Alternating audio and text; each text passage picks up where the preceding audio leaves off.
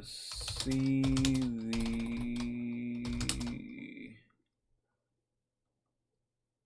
ray. Let's just see the ray. This is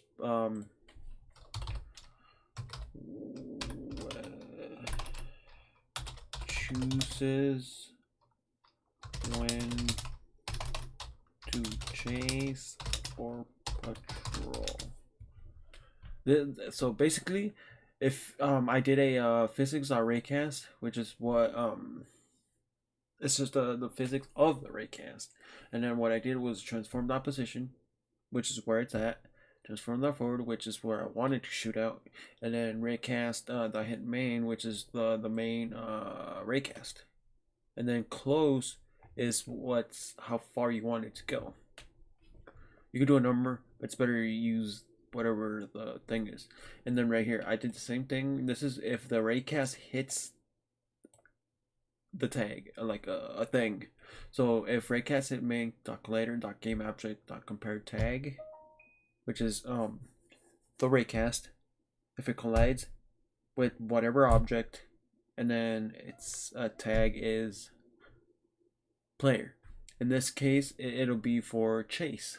So if it hits the player, which is the tag, which is, here we go, oh. If we go back and then tag enemy and then player, that's the tag. It would be right here where it says on the top corner, right over here, where my mouse is, where I'm circling. It'll be player. You have to call it. So now what you do is you do a chase. From what we do in the chase is you do a physics raycast, which is the same thing as the top one, which is this, but this is if it's close. And then what you do is if it's hitting the player, you transform and look at player, and then transform that position, and then move to the player, depending on the move speed of how fast you want it to move, and then times delta, or times time dot delta time. Yeah, so it depends on how much time you want it to, how fast you want it to move, basically. And then from there, you if it's far away, then if it's not hitting the raycast, it'll patrol.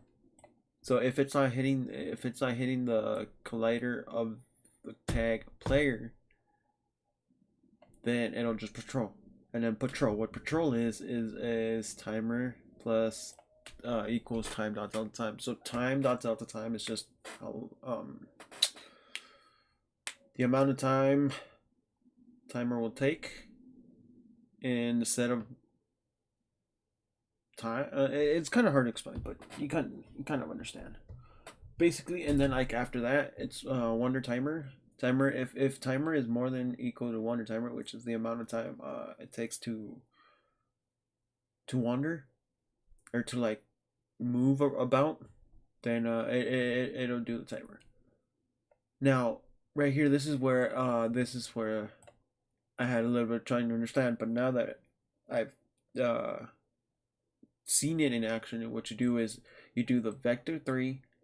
New position is just like a new variable almost, and then you do random right here. This is like a new variable. It doesn't matter what you call it, which is gonna be a new like void patrol, like a new section.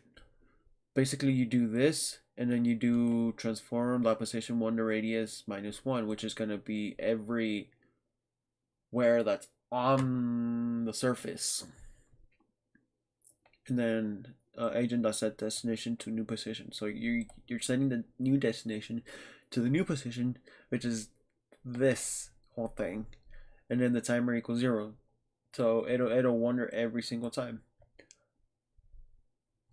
And then public static. If the timer is more than 0 or less than 0, then it'll do the chase. Now this whole section has to do for the new position. for the random nav sphere. For the random nav sphere, what you do is public static vector 3, because you're starting a new like a public void patrol, a new section, which will take parameters of vector 3 origin, which is going to be it could be named whatever, but the origin is going to be where it's going to be at. So, and then the distance, which is a float, which is just a number between 1 to 10, counting decimals, I think. I might be wrong on that. Initial is just numbers. Layer mask. I don't know why I call it layer mask. I don't understand why they call it layer mask. Vector 3 random direction, which is going to be just a random direction, would be a random unit sphere. A unit sphere is just a circle where it just creates a sphere with just random points. But this one is just going to do it distance of whatever you called it up top. So random direction equals plus equals origin. So it'll be from the origin. So like if your character's in 0, 0, it'll move from 0, 0 to, like, if you do it 20 radius, it'll move anywhere in that 20 radius section. And then nav mesh hit, nav hit, it's just the nav hit that's going to be for the return position. So the nav mesh, sample position, random direction, out nav hit, distance, and layer mask. Basically, you have to do a random direction, which is a local variable, out hit, which is another one, which is going to be for the nav hit, which is you got to return something. Because you're doing, you're not doing an if, you're not doing a while, you're not doing any of those. It's just like, how do I call it? I can't remember the word, but like, yeah, you just gotta return it, because if you don't return anything, nothing happens basically. So nav hit dot precision. So the nav mesh hit nav hit is what's gonna be right here, which is gonna do the random direction, which is gonna do this, which is gonna do, which is on the origin. Yeah, all of this works just for this, basically, the new position. So think of it where you need a way to, so you need the random direction. You need to see, well, how do you, well, what's in the random direction. You need the nav hit to return, which is gonna return the position. And then distance is just how far something is. Distance is just gonna be what's up here. And then layer mask really doesn't do much. I don't know what the layer mask is. As much as I tried, I actually don't know what the layer mask does. But if I'm correct, the layer mask should put it on where the floor is, basically. So where the layer would be. I wouldn't know. Let me see. Layer mask unity. Let's just see what it does. Specifies physics.raycast. A game object can use up to 2 supported by editor of 8 layers. Specify following 24 controllable by use of bit mask. 32 layers are defined as true or false. Each bit mask describes whether the layers is used. As an example, a bit 5 can be set. What? So yeah, so layer mask is for basically for raycasts. See, look, if this is a raycast opposition mask.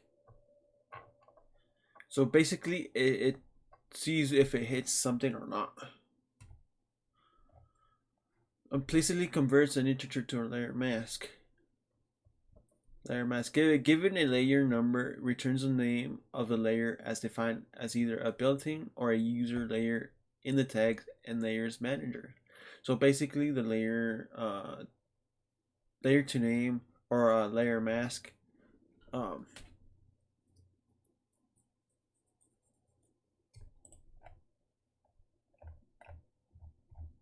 me see. So yeah, basically what it just changes numbers to 32 to layers basically. So like if it hits anything, it'll know that's a layer. It'll know that's not what you're trying to hit. So that's why it does the layer mask. So like right here in the following example, physics raycast sends the ray to the camera main, can be rotated around the y-axis and fire a ray. 3 game objects represented by walls can be hit by the fire ray. Each game object has game action dot label set to the wall. Layer mask, which the layer mask is just another way of saying it's just another object almost. It could be like that.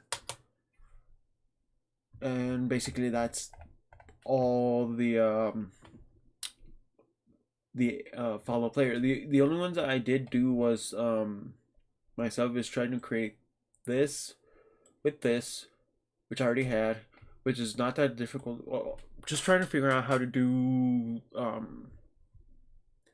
because what I had trouble with is trying to figure out how to get the player to move.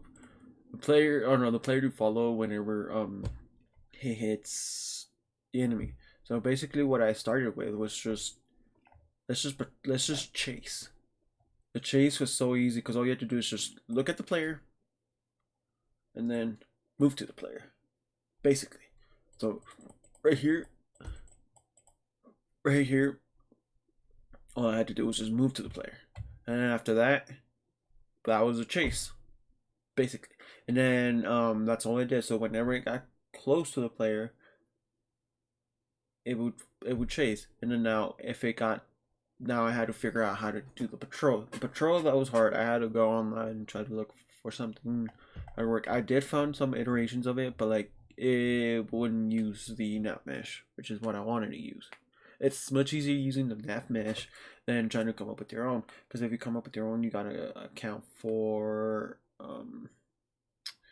whenever you hit a wall, and you have to choose either left or right, whatever's closer, and then like it turns left. If it's closer to the left side, it'll go to the left, and like after that, you gotta count like the distance of how much it has to turn, and then look for stuff and chase the play. It's a whole mess. I could have done that, but it's a whole mess. I did, however, found one that was pretty useful, but I just can't remember what it was called. But yeah, this is basically what the patrol is. Let me see if I can find the original nav mesh. Yeah, Unity.